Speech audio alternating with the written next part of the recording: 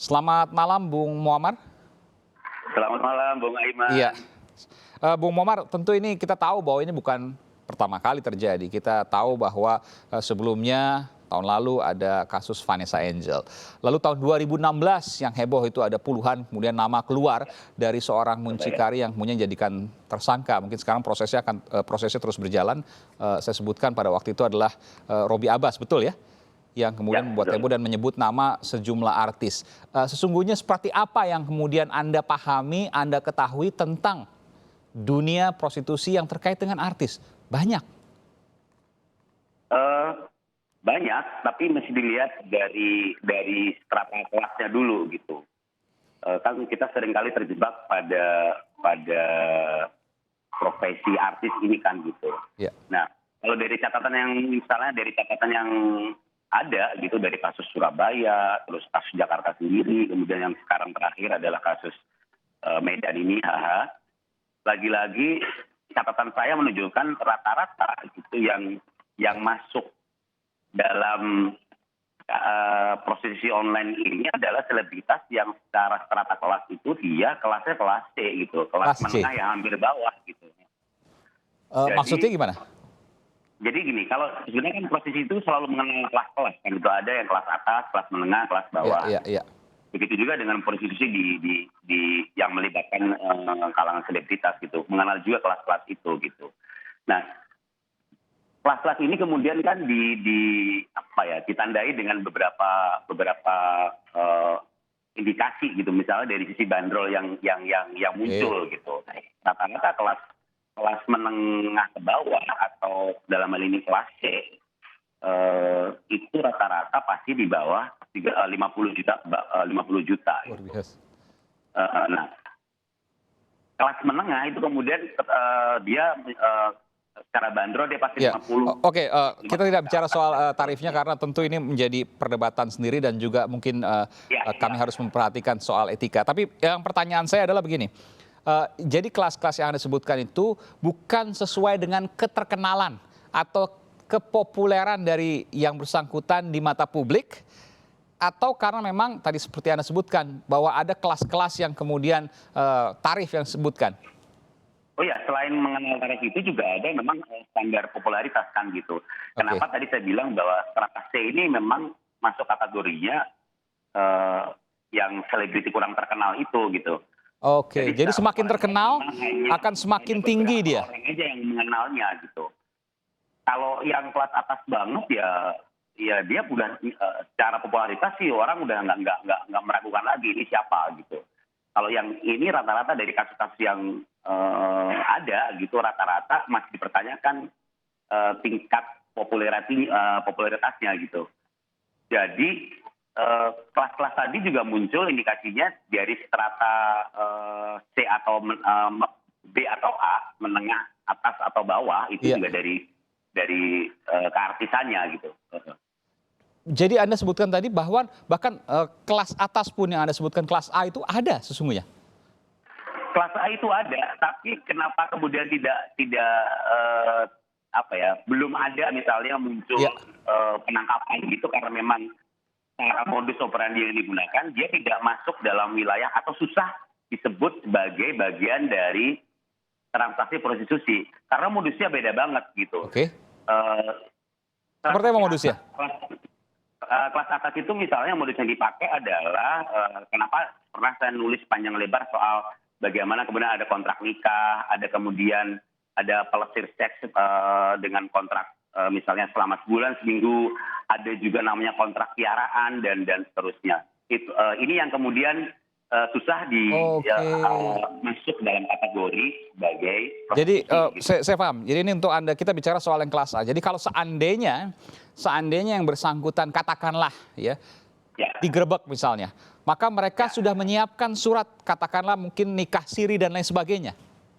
Oh ya udah ada. Jadi misalnya gini, ada yang saya sebut kontrak nikah itu udah ada perjanjian. Ini perjanjian benar-benar yang tertulis gitu. Misalnya dari sisi bulanan dapat berapa, terus dapat rumahnya apa, terus dapat mobilnya apa, gitu. Luar biasa. Dan seterusnya. Jadi udah ada semacam benar-benar profesional pekerjaan aja gitu. Dan itu dikontrak, saya harus sebutkan kontrak ya, selama tadi ada katakan ada yang seminggu, ada yang sebulan, ada yang lebih. Nah, kalau ada yang setahun malah gitu. Kalau yang seminggu sifatnya kan itu menjadi yang bahasa ngetren itu kan pelesir apa ya? Ya pelesir apa istilahnya? Iya, iya. Pelesir bahagia lah. Misalnya menemani berliburan ke luar negeri selama minggu atau sebulan gitu. Itu udah ada aturan mainnya. Kalau di kelas atas itu kan ada jasa escorting yang melibatkan aktivitas prostitusi itu kan ada juga perjanjian-perjanjian tertentu kan gitu yang tertulis gitu. Nah, indikasi-indikasi modus ini kemudian juga menjadi pembeda antara kelas A, B dan C. Nah, yang terjadi sekarang kebanyakan adalah kelas C karena misalnya gini dari sisi modus operandinya dia masih menerima yang apa yang disebut sebagai open BO, one shot time atau one night stand gitu. Jadi dari order di Jakarta kemudian terbang ke Medan atau terbang keluar kota gitu untuk transaksi yang sifatnya one shot time. Terus rekening pembayaran pun bisa ada dua, melalui jasa masuk ke rekening mucikari atau masuk langsung ke pribadi si pelaku prostitusi gitu. Ini juga menjadi pembeda di kelas atas dia tidak mengenal modus-modus seperti ini. Salah satunya adalah misalnya jarang sekali ada transaksi transferan gitu. Yang paling banyak digunakan adalah cash on delivery gitu. Cash on delivery dan mereka semua dijamin kehidupannya selama kurun waktu kontrak tadi. Anda katakan tadi ada yang sebulan bahkan setahun. Artinya miliaran yang bisa dikeluarkan di situ. Ya dari ratus, ya makanya saya sebut di kelas atas itu tidak ada nominal pasti ratusan sama miliaran dan itu terjadi. Ya pembuktiannya ini kenapa kemudian tidak ada belum ada penangkapan gitu kelas kakap lah ya gitu. Prostitusi VIP gitu. Karena susah diindus sebagai bagian dari transaksi prostitusi. Misalnya kalau ini dianggap sebagai pacar gitu, pacar yang dibiayain atau piaraan yang kemudian dibiayain, kan itu hukumnya tidak ada ya, emang seperti layaknya orang dalam satu relationship aja. Iya, gitu. Iya. Dan ketika misalnya nanti ada kontrak bisnis. Iya, ditanya ada hitam di atas putih, mereka punya surat-surat seperti itu, katakanlah surat nikah. Pakai materai, ada saksinya dan seterusnya. Oke, itu kan di sisi legal formal. Tapi kan sekarang media sosial di mana-mana. Kalau seandainya mereka misalnya, katakanlah ada seorang kaya yang kemudian dalam tanda kutip ya, menggunakan jasa tapi dengan status menikah siri dengan artis kelas atas tersebut. Kan ada candid camera di mana-mana, bisa kemudian terpublikasi di media sosial. Artinya nggak akan ada yang tertutup dari hal ini. Oh iya, tidak ada yang tidak untuk kemungkinan bocor, tapi ya tadi selama ini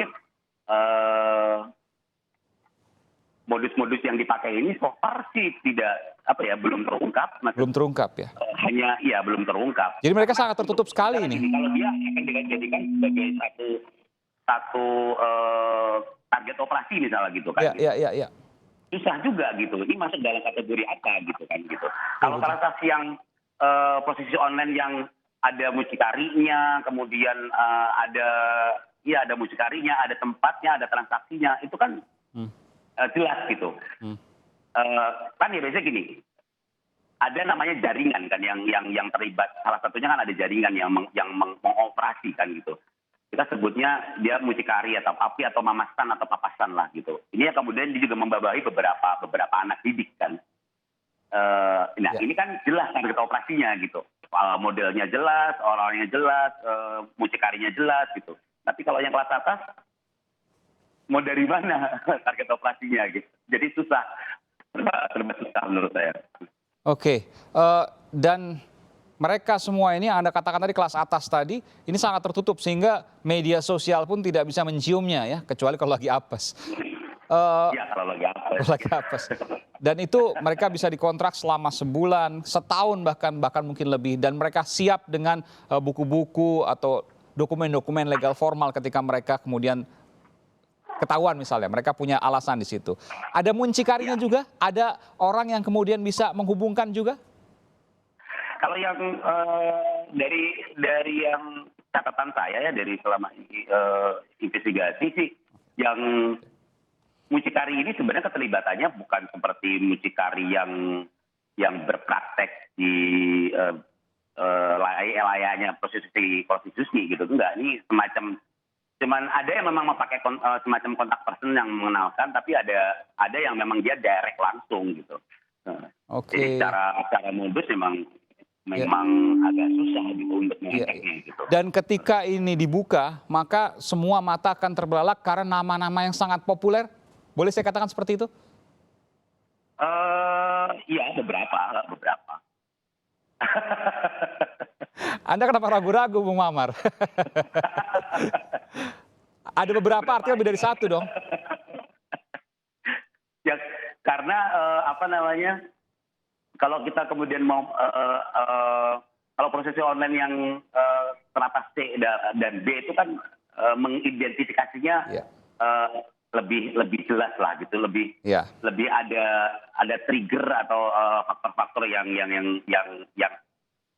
lebih mudah gitu untuk melacaknya. Tapi kalau yang atas sih emang karena dia kategorinya benar-benar undercover dan tidak susah dikategorikan sebagai bagian dari transaksi prostitusi. Jadi ya tadi susah juga nyebutin nama gitu. Iya, dan tidak boleh menyebutkan nama karena kita harus menggunakan asas praduga tak bersalah. Iya. Tentu ini menjadi perhatian. Meskipun dari apa yang kemudian Anda sampaikan, saya cukup terkejut juga. Jadi luar biasa kemudian dalam tanda kutip modus yang digunakan oleh kelas atas ini. Jadi Bung Aiman, bahwa di kalangan stratas B dan C pun juga ada juga yang tidak kemudian dia terang-terangan membuka open BO dan berada di bawah naungan mucikari gitu. Ada yang kemudian juga dia menggunakan modus-modus yang dipakai di prostitusi kelas atas gitu. Misalnya kita mengenal istilah ani-ani kan gitu. Ani-ani itu bahasa gaulnya kira-kira arti sederhananya kan piaraan lah sebenarnya. Ya, Ada ya. juga ani-ani yang kemudian dia sebenarnya harapannya kelas C gitu. Tapi karena mungkin pergaulannya bagus, pengetahuannya bagus, dia modus operandi yang dipakai untuk kemudian bertransaksi dengan klien, dia menggunakan modus operandi kelas atas. Memilih untuk jadi piaraan, hanya menerima satu tamu aja, satu klien aja gitu, selama sebulan misalnya gitu, atau selama setahun gitu. Baik. Nah, yang kebanyakan yang ketangkap itu adalah rata-rata yang kemudian dia berani istilah bahasa undercover-nya itu open BO untuk umum gitu. Oke. Open booking out, BO itu singkatan dari booking out. Iya. Ya, jadi ini yang kemudian kenapa tadi menjadi target operasinya gampang gitu. Iya. Apalagi kalau sudah melibatkan mucikari gitu, papasan atau mamasan. Ya semakin jelas kan gitu Iya. kalau ada keterlibatan mucikari. Baik, terakhir Bung Muammar, kan biasanya artis kan ada orang dekat di antara manajer atau mungkin kawan dekat. Ya. Pasti tahu nggak orang-orang seperti ini bahwa yang bersangkutan melakukan praktek prostitusi, apapun caranya? Bisa iya, bisa tidak. Karena ada beberapa yang kemudian memang dia tidak tercium baunya. Tapi ada juga beberapa yang kemudian memakai jasa orang terdekat untuk menjadi semacam kontak person kan. Oke. Menjadi semacam broker kan gitu. Iya. Ada kemudian yang memakai asisten pribadinya atau bahkan manajernya kan gitu untuk menjadi jembatan atau broker yang berurusan dengan klien kan gitu. Iya. Jadi selalu ada dua sisi sih gitu. Paling akhir saya ingin bertanya, untuk kelas paling atas tadi lebih dari 10 artis? Saya nggak berani sebut. Anda katakan tadi beberapa artinya lebih dari satu. Ya, lebih dari satu lah. Dan banyak. Dan beberapa. Baik, terima kasih. Terima kasih Bung Aiman. Iya, Bung Muammar MK, penulis Jakarta Undercover yang kemudian memberikan insight terkait dengan apa yang kemudian terjadi di Medan, Sumatera Utara, dan juga ada kemungkinan dari modus-modus yang lain. Terima kasih Bung Muammar MK telah memberikan informasi di program Sapa Indonesia Malam.